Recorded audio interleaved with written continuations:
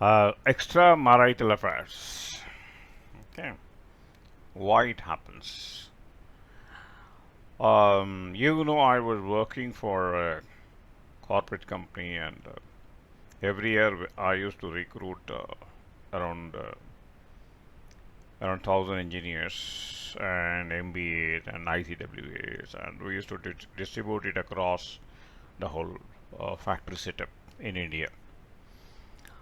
And the one of the best training modules, training systems, matured training systems in the world. These trainees are trained for a period of 1 year, sometimes 2 years, sometimes 3 years, only on training side. They are given the technical input, they are given the psychological input, they are given the managerial input, and they are also being coached under mentorship of a senior officer, because they have to serve the organization for a long period, 20 plus years. And we used to recruit boys and girls, and this training system consists of that they will report a single officer for the whole training period, even though they may be going to the site, they may be going to factories and visit, but ultimately, whether it's a leave letter or whether it is salary, they have to report. Administratively, they report one single officer, and this officer had around 100 rooms and 20 quarters. This is a township, and the all people have to be compulsorily they have to stay in the hostels or in the quarters allotted. So for the women folks, because of security, the quarters was allotted, and for men folks, the room was there. 104 rooms were there, and I got 30 classrooms, and the full time, one generational trainers. It is not like other companies where all are part-time trainers. Those people have been groomed with the best training modules of the world, and I am XLRI. Any certification process was free for the trainers. That I come from that proud organization, where I think I might have done more than 10 psychometric tests, applied, used, and very very matured organization, and we had a very cross-sectional in-depth experience. We put our trainees from Xerox room to boardroom. That was the culture. And it happened that a few of the trainees who after 1 year, after 2 years, they migrate to the permanent departments. They fall in love and they get married. And they still continue to be that relationship with the training officer. I was once a training officer, and this relationship continued for lifelong. Still, I am in touch with them, even though I'm more than 10 years of contact with them through Facebook and other social media. So let me tell you, around at that time, maybe around 10 years ago, I had a case that is one of my trainee who was inside, who was posted inside. He was missing after office hours. It was not a complaint during office, but after office hours, the company is not able to trace him, and sometimes he is in different locations. Sometimes he tells he's with a brother. Sometimes it is relatives, and this sort of complaint used to come, and we would not to take care much because it is personal side of law, personal side of the work, not the official side of work. But he was available whenever the company was required.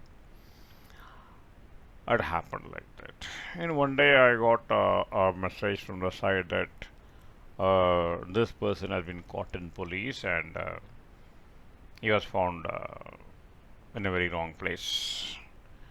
When I asked him, he was found in a prostitute's den, and along with him, some group of people were there. Then I used my influence, I got them back, and Then, as a mentor, I used to warn them. Uh, then somehow this reached his wife, who was also my student. And one day she came crying to me. She told, "Sir, this fellow is having a lot of extramarital affairs. Why don't you counsel him? Why don't you guide him?" And I told that, see, I cannot counsel him or guide him based on the complaint you have given. I told her to give a written complaint. She told I cannot give a written complaint. Then how can I believe that? So she went back. So every once in a week, once in a fortnight, she used to call me and tell the same story in different versions. Then I was concerned about it, but I could not initiate the talk with my student because I do not have an evidence. With any domestic inquiry which we conduct, it cannot be one-sided. We cannot believe in one side of the story of one person and denounce the story of the other side of the other person. So I was waiting, I was concerned about it, but I didn't get much evidence about it. Then once again, I got a message in different site. He was caught up again in a police station, the wrong place. Then it came to me for inquiry. When he came to me for inquiry, I was one of the inquiry officers in the committee. Then I called them and asked them, "What is wrong with you?" Earlier also I got, but I didn't talk about it. This is the third time it is coming, and I am also getting a complaint from your wife. I have no other option but to think of firing you. He told, "No, sir, it is not like that. I will tell you." And he never came back to me, and there was no complaint. He told, "No, sir, I will see that there is no complaint from me, and you repost me to the site." So I understood this fellow was a traveler. He loves traveling, goes on tours. So one thing I understood is this fellow loves tours. The more nobody was ready to take the tour assignment. Another part of the beauty of that batch was in that batch nobody was ready to take the uh, tour assignments. He's ready to go. Then this happened, and after 2 years, his wife bitterly one day she started on the phone. She started crying. "Sir, he is telling very very odd requests he is making, and he is a very crazy guy, and he misbehaved with my sister. I misbehaved with my mother, and I don't know what to say. You have to help me out." I told, "In your telephone, what you're talking, I don't understand. You come and explain it to me." She came and she told the same extramarital affairs. He misbehaved with my sister, and she slapped him, and my mother slapped him, and he slapped her. And now my mother is run away, my sister run away. They told they will never come back to the house. Then I told all these things. Are you willing to talk these truth in front of your husband in my cabin? He told, "Yes, sir. This has come an extreme case. Now I have to save myself." I told them to come. Both of them came to my cabin, and that guy was very, very acting as to be very loyal to me. As far as the professional side was concerned, the loyalty was very good, but I didn't go into his personal side. And this mother had one baby, maybe around 9 months or 11 months baby in her hand, and she was bitterly crying in my room. Husband was sitting in front of me, wife was sitting in front of me. So this guy had a lot of extramarital affairs. Earlier also certain things happened, and you might be knowing that. And he was caught up in the police station. Now he has misbehaved with my sister, and now they told my mother told that she will not come back to my house once for all, and this fellow is not worried about it. Then after how long this is happening? So this is happening from day one of the marriage. Day one of the marriage, yes, day one of the marriage it is happening, and I have been tolerating that, and now it has gone to very extreme. I thought it is a uh, sort of nature of some people that they will subside after some time. Initially, the sexual demands will be high, and afterwards will be less. Then I told, did you share with anybody, any of your friends? Sir, I cannot share this with any of my friends. And what do you do? I went and I used to go through Google and I used to make my own little awareness I used to create for myself, and I find my own solutions through Google. And nothing is working. That is the reason I am coming to you. And the extreme part of it is now he's insisting me to have with others. So insisting me to have with others. Otherwise, he says he will not continue in relationship with me. Um, then I asked this boy. This guy was very cool, calm, and sitting, and he was just enjoying the show, smiling at me. And I asked him, "What is this, boy? Your wife is telling something. Is it a truth?" So I thought he will tell yes, sorry, mate, sorry, but immediately that fellow retorted into an unexpected behavior. He told, "Sir, what is wrong in it? It is the duty of every wife to satisfy the husband. It is the duty of every husband to satisfy the wife. I have not asked something wrong with my wife. I am asking my wife to do what I want." Uh, then I asked him, "Do you think that misbehavior was correct?" He had his own version of telling the justifying the truth. Uh, then all the lot of debates, counter debates were there going on. I was just simply witnessing it, trying to find out where to gap in and all those things. And he told, "I will like this only, whether sir tells or what," because he was no more in my control. He has already posted to some other department. "And I will do like this only. And I want you to be with in my part of my game. And, either you find a partner or I will supply partner for you." Yes, in this I didn't expect. I don't know what to do at the time. Only I was new to this counseling, and unexpectedly, what the mother did is she got up, she threw the baby on my table, and got hold of the husband's neck collar and pushed him aside. He went and hit the door, and he got injured on the head. It was blowing, and she cryingly went off. "Sir, he has gone very mad. I think he should be admitted in the mental hospital."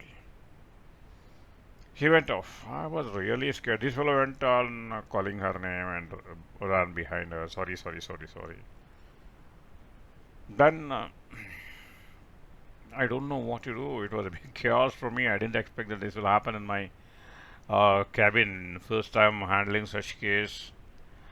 Then one day over, 3 days over, third day over, I couldn't sleep. After 1 week, I was trying to get this fellow. This fellow was not lifting my phone. And when I went to his house, it was locked. I sent some messages, it was locked, no response. One day I caught him in the volleyball campus. He was playing volleyball.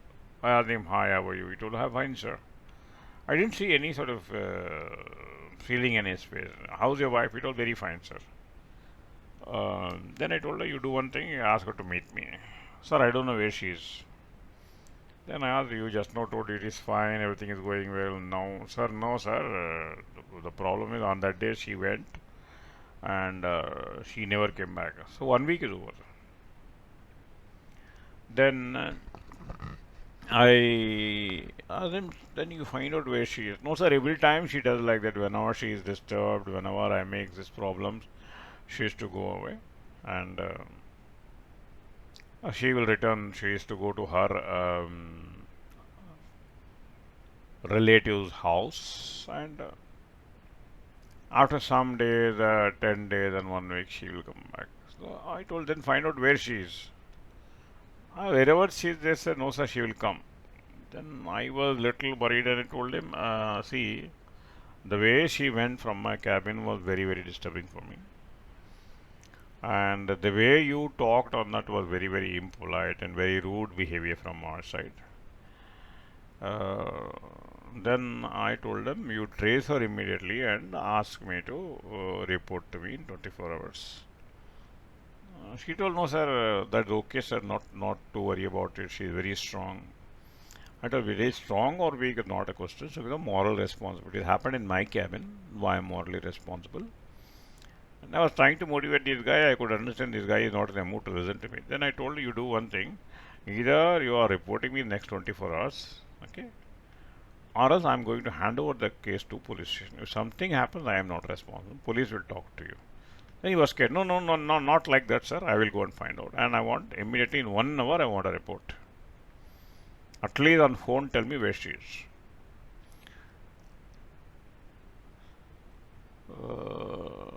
Then he came to my cabin. Sir, I'm tracing, sir. Then I talked to him. I consoled him and told him, "So what makes you think about having this sort of craziness towards sex?"